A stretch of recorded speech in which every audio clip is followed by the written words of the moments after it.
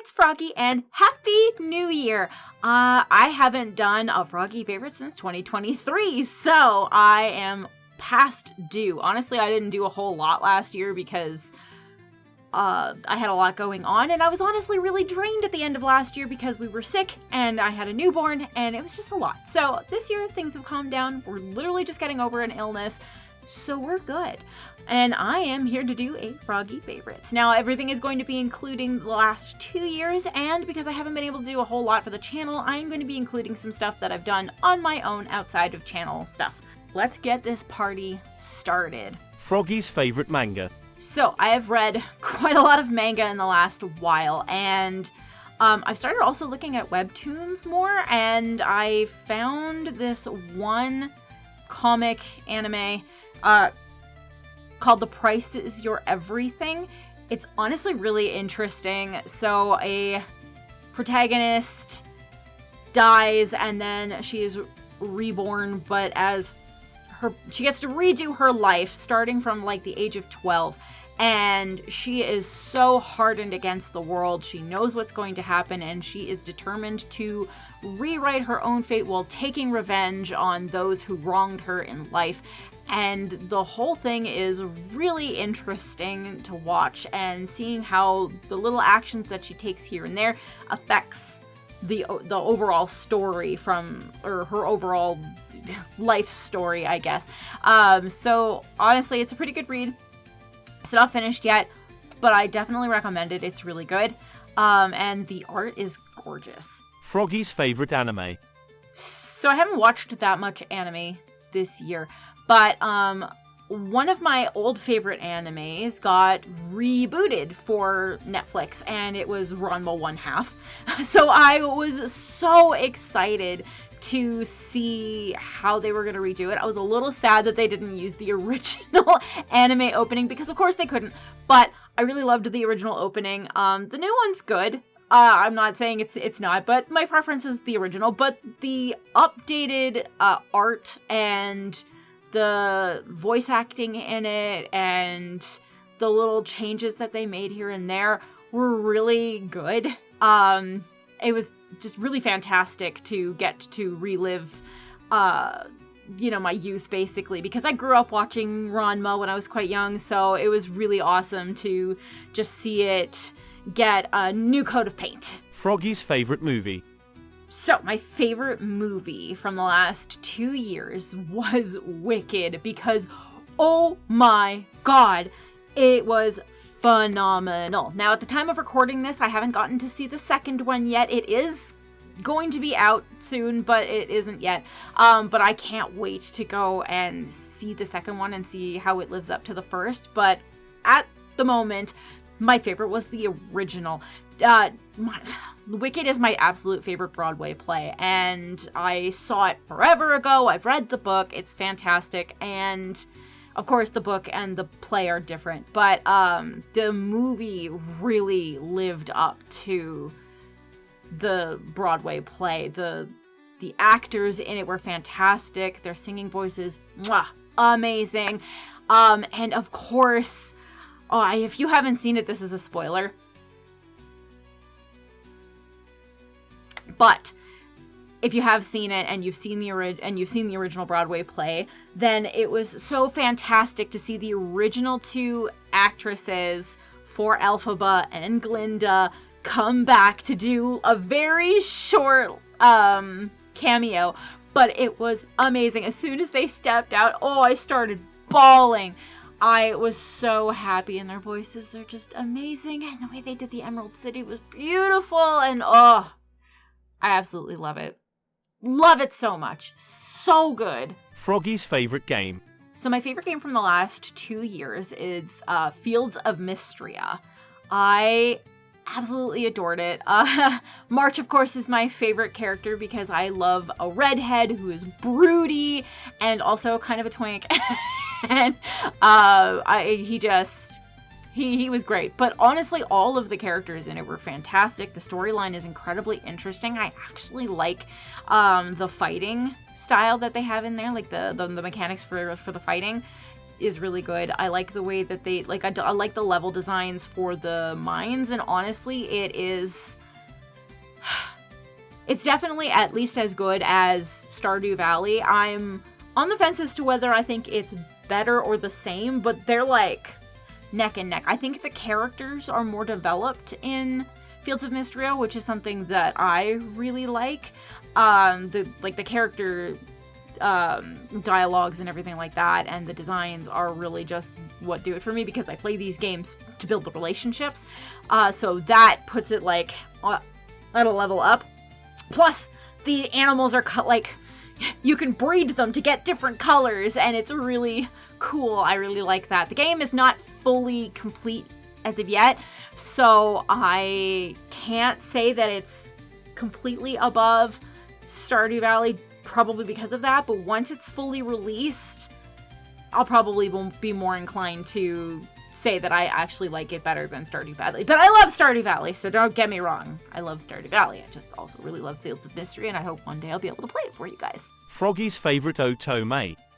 So, in the last 2 years, I have played a lot of otome games, because while I was bedridden during the end of my pregnancy and after I gave birth and I was healing, I would basically just stay in bed playing otome games while I was pumping or breastfeeding. So it was a lot of that, and I got through a lot of games that I owned that I hadn't had a chance to play or can't play for you guys, because it's creators will take down the YouTube channels. So I play a lot of those games, and I finally played through like Code Realize and all of those games, because they've literally just been sitting in my backlog for so long. But my favorite otome game that I played was actually Cupid Parasite. I loved that game. I loved the concept of that game, because I'm huge into Greek and Roman mythology. So that was really awesome to see. I liked the way that the characters were designed, and honestly, I was so surprised by which characters I ended up liking, because I went into it thinking that there was a specific character that I was really going to like. I ended up not liking him all that much. And then the characters that I thought that I would not like at all, oh my god, did I love them. They completely surprised me. And that was just, it really just threw me for a loop, because everything that I thought I knew my preferences just gone. So that was really awesome. And and I just loved the design. I loved all the characters. They were all really phenomenal, and it was just a really fantastic game. So if you haven't played it yourself yet, I highly recommend that you do. Froggy's favorite side character. So my favorite side character is Kororo from Café Enchanté. Because I want a plush of him. He was so flippin' cute. Just this little, like, seal narwhal monster thing. Just so cute. And I just wanted to snuggle my face in him. He looked so soft. And I really liked a lot of the side characters from that game. They were all really fantastic. Like, Titania was really awesome. She was gorgeously done. Her storyline was so interesting. And I also liked I forget his name now, but the kid, the younger guy, who's the little ice magic guy. No, yeah, he was a fairy. Sorry, he was an ice fairy. But I really liked him. His design was really good, and I liked that he went from being like standoffish and stuff, because of course, you know, he's suffering and doesn't understand what's going on. But I just liked watching him grow in his personality and seeing the man that he was becoming. Very satisfying. Froggy's favorite baby item. So my favorite baby item this year was actually a gift that my mom got for my youngest for her first birthday, and I'm gonna bring it up and show you, because it's massive. Okay, so it's called there it is. It's called the Baby's Busy Barn. So it's got a ton of stuff. This thing is massive. It is hollow, so it makes it easy for the kids to like push it around and stuff, and it's light enough for us to pick it up, because I think if it wasn't hollow, I'd be having a lot of a harder time. But anyway, so it's got this spinning mirror here. You can write the baby's name. We didn't do that just so that way, like, when the kids outgrow it, we can, you know, sell it or give it away to somebody else. There's like a sliding door here with a little farmer. Ugh. Okay, and then there's all these little windows that they flip up, and then it's got little like animals, and then they click back, and it's such a satisfying noise, and you can let it stand like that as well. And then up here, oh man, okay, there's like musical instruments. So it comes with like this little, okay, it comes with like this little stick that comes from right here, and then it's got like the little xylophone. There's like one of these like fish thingies. There's this little bird that you can like twist its head, but it just does that. And then there's like this little drum right there. Okay, yeah. On this side there is a little spinning arrow clock, and then there's this whole game here for when they get a little bit older. So you've got these two little pegs that you can put into the holes, and one's on the top and one's on the bottom at the start. And then you just spin this little wheel here. Oh, I don't know if you can see that. And then whatever it lands on, you just move the pegs over. Even my youngest already is starting to figure out how to play this, so that's really great. But it's a cute little game for like 2 to 4-year-olds to play. And you basically just race each other to the end. And there's like little other rules. So it's like take 2 steps forward, take 2 steps back, jump to number 16, you know, stuff like that. Okay. And then the last side, so up here, woo, we've got one of these little spinning things with like letters. It's got the letter blocks on the one side, and then it's got like images on the other side. So A, apple, B, broom, and it says underneath too. I don't know if you're gonna, I don't think you're gonna be able to see it like this. Try and get a close up just so you can see what I'm talking about, but that's pretty much it. I used to have one of these things. Oh man, this thing is really heavy and awkward when you're picking it up off the floor. But I used to have one of these when I was younger, and I really liked it. So when I saw that this was on there, I got really excited because it was one of my favorite things when I was a kid, and I hope that one of my kids likes it as well. And then we've got these spinning cogs here that make a really satisfying noise. And then there's this guy, which has beads in it. You can push it around. It's very nice. Froggy's favorite female route. So my favorite female route, now that I'm playing a couple different games, I wanted to go with something a little bit newer. And my favorite female route so far is Betty from Date Everything. I'm really excited about the other female characters, and we haven't gotten to most of them yet or finished their routes. Betty we have finished, and I actually really did like her. Fuzz got super excited over her, but she is very interesting, and her design is really lovely. It really reminds me of Rose Quartz from Steven Universe, and yeah, she's very pretty, and she's a big lady, and it's great, and the pink hair, and she's very sassy, so I quite like her a lot. Betty, I think, would be my favorite route so far. Froggy's favorite male route. So my favorite male route this time is Waka from Amnesia Later. Oh man, that ending CG just on its own, winner. But I loved going through the different episodes, and every time that you would play part of his route, it was just one of his different personalities from the different timelines. So you got to see all of them and go through all of them and learn more about each one, which is what I wanted. So I was very excited going through that and getting to get to know each and every version of Waka. And I love them all. They're all my favorite. And again, that ending CG, like, hello. Right? Froggy's favorite heroine. My favorite female protagonist still hasn't changed. It's still Melissa from C14 Dating for all the reasons that I've mentioned before. She's strong-willed, she knows what she wants, she has a personality, she's got interests and hobbies, she's a go-getter, she's gorgeous, and yeah, she's one of the most fleshed out female protagonists of the games that I've played so far, so she's still my favorite one. It's hard to beat. Anyways, Now it's time for my top 5 boys. My favorite segment. So let's get into it. Number 5. Number 5 is John from Backstage Pass. He has moved down a step this year. He was at number 4 before, and now he's at number 5.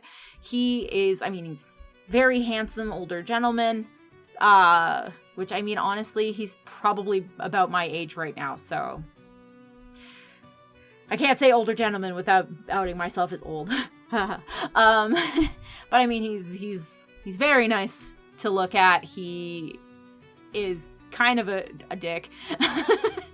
But you warm up to him throughout his route, and the more you learn about him, the greater he is. And by the end of it, it really surprised me. I didn't think that I was gonna like him all that much, and because he seemed a little too narcissistic to me in the beginning. But yeah, no, he wowed me by the end of the route, so that's why he's still in my top 5. Number 4. Number 4 is Waka. New entry into the top 5, and rightly so. I put him at number 4 because we don't get like a full route, but I enjoyed every little bit of it. And that ending CG. So I liked him a little bit better than I liked John. I really liked John, but I loved all of the different versions of Waka. I would have loved a full routes with each one. That would have been really fun. The different personalities of Waka, the game. But we don't get that. He just left me wanting more. That's all. Number 3. Number 3 is Jian. He's my sweet baby boy. Not a romantic thing. Though again, when he turned 18, a little bit more. But he's just a total cutie. I absolutely loved his route. I've always felt so endeared to him. And yeah.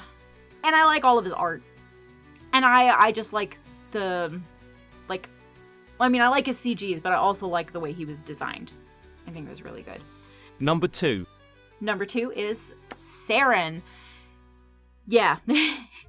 My second favorite twin. I'm so sorry, Unknown. But I still really love him, and I cried, and the many different, it was kind of what I wanted out of Waka, but with Saren instead, because there's the 3 personalities to him, and we get to live through all 3 of them. We don't get as much Unknown, but if we piece it together with all of the bits of Unknown that we see in the other routes, then we get more of a complex look at it. But you get Rey, you get Unknown, and you get Saren, and I love all of it. Number 1. My top boy. I'm sure you can take a wild guess. It's Sang. It's 7 of 7. How could it not be? Still the only Otome game character that I ever have bought any kind of merchandise for. He is everything that I would want in a male protagonist, or in a male love interest. He's sweet. He's funny. He's brooding. Dark backstory. He's a twin. He's got glasses. He's incredibly intelligent. He's just everything that I would want in a partner, pretty much.